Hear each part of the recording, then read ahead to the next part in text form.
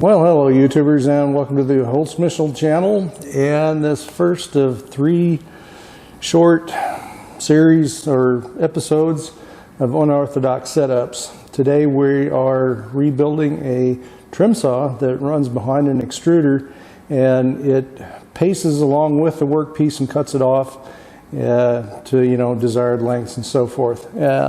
This thing is just completely wore out, so I'm in the process of rebuilding it.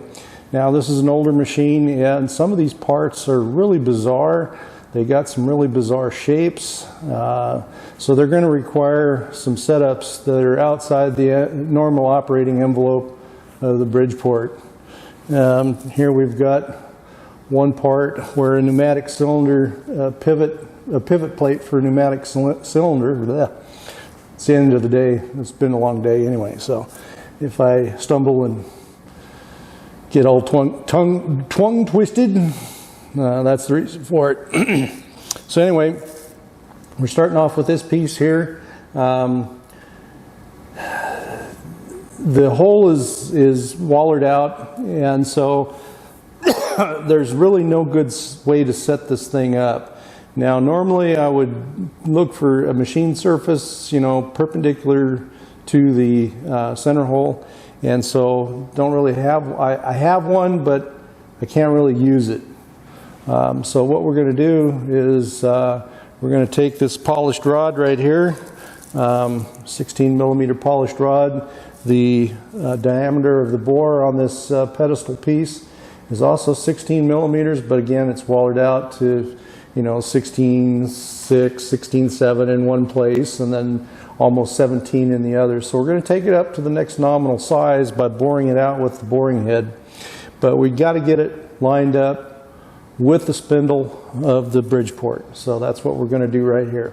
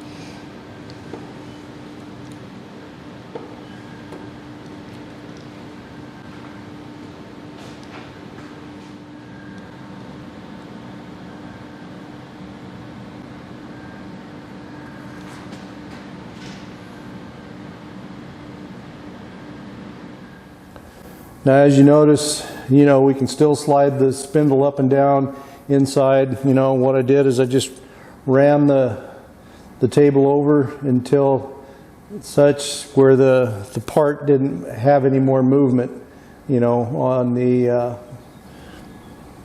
spindle axis.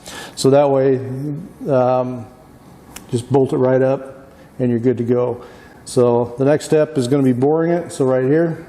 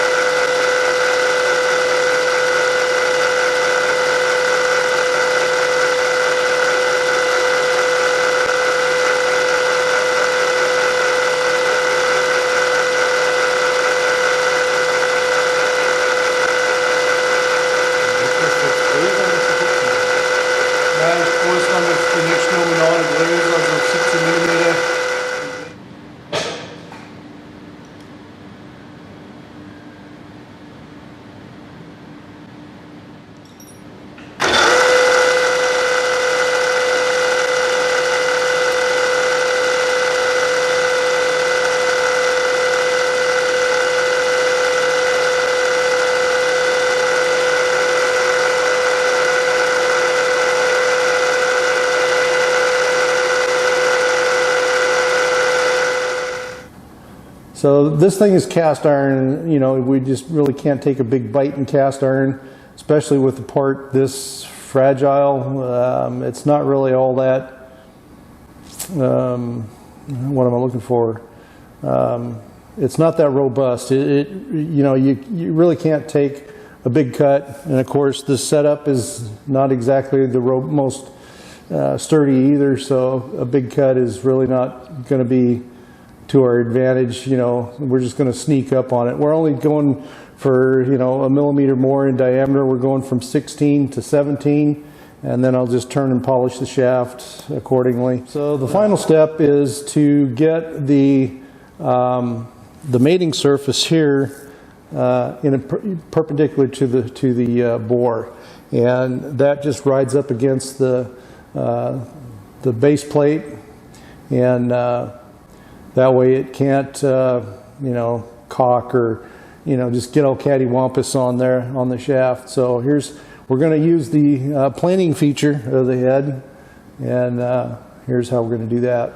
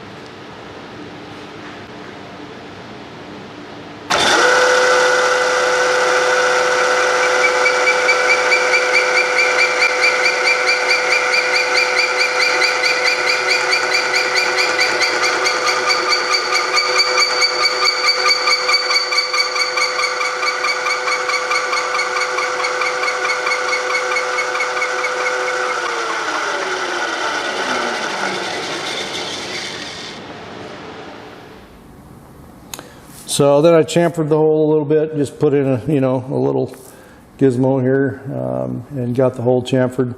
So that's really all there is to this one.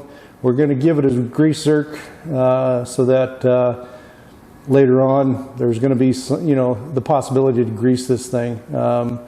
Cast on steel doesn't really require a whole lot of lubrication, but we're going to go ahead and do that anyway, just to extend the longevity of the machine. Well, YouTubers, let's call this a wrap for this little episode of Unorthodox Setups. For those of you who are new to the channel and would like to help out in some meaningful way, by all means, let the ads play. Give it a thumbs up, and maybe leave a comment down in the comment section. Feed the algorithm a little bit to kind of help the channel grow a little bit. But if you were able to glean any useful information out of it, by all means, leave a comment in the comment section. Or if you have any questions, thoughts, comments, critiques, again, let your voice be heard down in the comment section. And if there's something down there that I can help you out with, I'll definitely do due diligence to answer any questions you may have. So with that, thanks for stopping by, thanks for watching, and we'll see you all in the next one. And this one is going to be the pivot arm for the motor of the saw itself. So stay tuned for that one. It's going to be a doozy.